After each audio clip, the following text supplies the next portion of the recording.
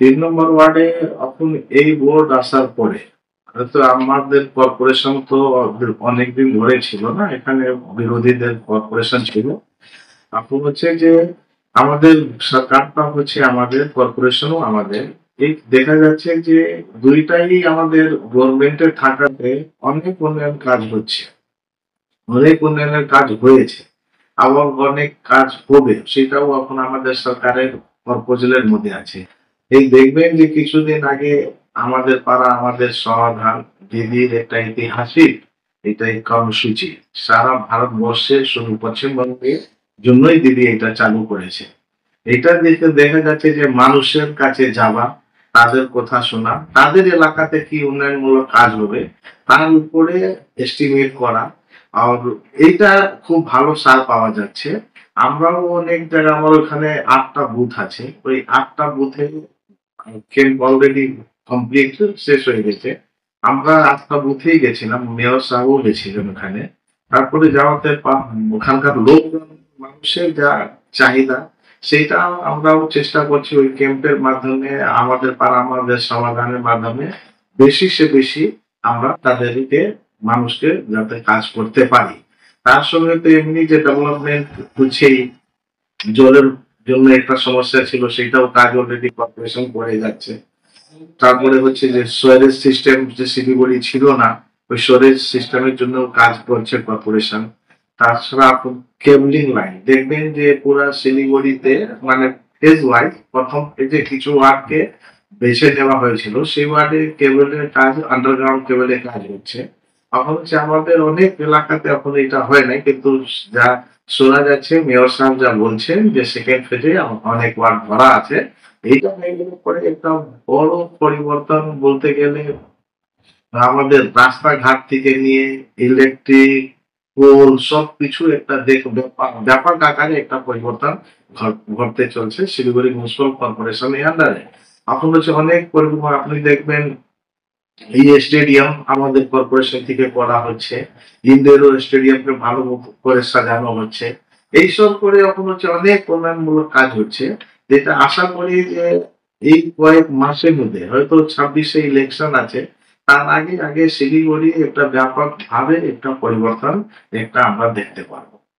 আমি শুধু একটাই কথা বলবো যে এই যে কয়েকটা দিদি তো অনেক যোজনা আপনি চালু প্রকল্পগুলো চালু করেছে, কিন্তু এই যে কয়েকটা রূপশ্রী থেকে নিয়ে, কন্যাশ্রী থেকে নিয়ে, স্বাস্থ্য সাথী কার্ড, এই কয়েকটা যে প্রকল্প আছে বিশেষ করে মেয়েদের জন্য, এইটা সমাজের মধ্যে ব্যাপকভাবে একটা প্রভাব ফেলছে।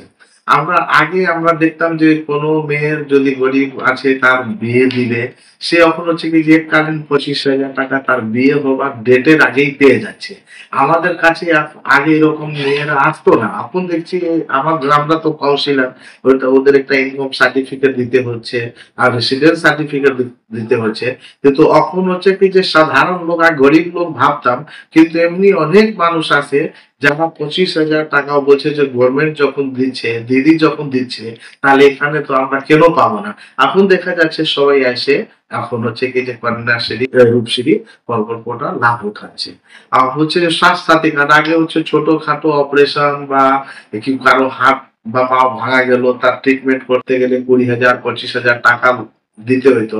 অনেক লোক ছিল যে যারা নার্সিং হোমে যেতে পারতো না। এখন হচ্ছে স্বাস্থ্য সাথী কার্ড পাওয়াতে ওরা হচ্ছে ভালো ভালো ট্রিটমেন্ট ওরা করাচ্ছে, গল ব্লাডার থেকে অন্য কিছু অপারেশন জাতীয় জিনিসও ওরা করাচ্ছে ওই কার্ড দিয়ে।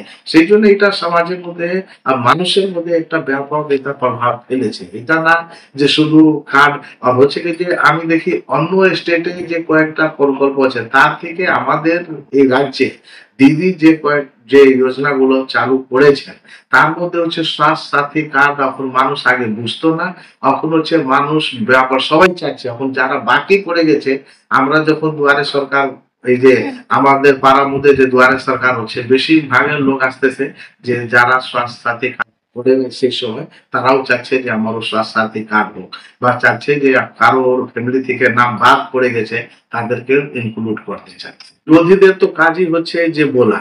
আমরা এইখানকার যিনি দার্জিলিং এর শিলিগুড়ি কথা বলি, আমাদের এমএলএও নাই, আমাদের এমপিও নাই। কিন্তু মানুষের কাছে এখন আপনি যাই যদি জিজ্ঞাসা করেন যে আপনি এখানকার এমএলএ ওর এখানকার এমপি কে কয়দিন পান বা আপনাদের এলাকাতে আসেন কয়টা উনি কাজ করেন বা কি উন্নয়নমূলক কাজ করেছেন, ওনার কোনো উন্নয়নমূলক কোনো কাজ নাই। একটা কিছু দেখা যাবে না কোনো জায়গা কোনো এলাকাতে। কিন্তু তাও সত্ত্বেও ওরা হচ্ছে কি যখন ওদের তো কাজই হচ্ছে বিরোধিতা করবে। দিদি ভালো কাজ করলেও বিরোধিতা করবে, যত কর্পোরেশন যদি ভালো উন্নয়ন করে তাও বিরোধিতা করবে। তো এইটা কিছু যায় আসে না, মানুষ ভেবেছে না, মানুষ ভেবেই রেখেছে 2026-এ যে আমাদের কোথায় ভোট দিতে হবে। আর দিদি আছে, পশ্চিমবঙ্গ শান্তি আছে, এখানকার সব লোকজন জনগণ জানে। শিলিগুড়ি বাসীদের জন্য আমার একটাই আর্জি আছে যে আপনি কোনো পার্টি রং না দেখে যারা উন্নয়ন করেছে তাদের পাশে দাঁড়ান। শিলিগুড়ি কর্পোরেশন আপনাদের পাশে আছে, মাননীয় আমাদের মুখ্যমন্ত্রী আপনাদের পাশে আছে।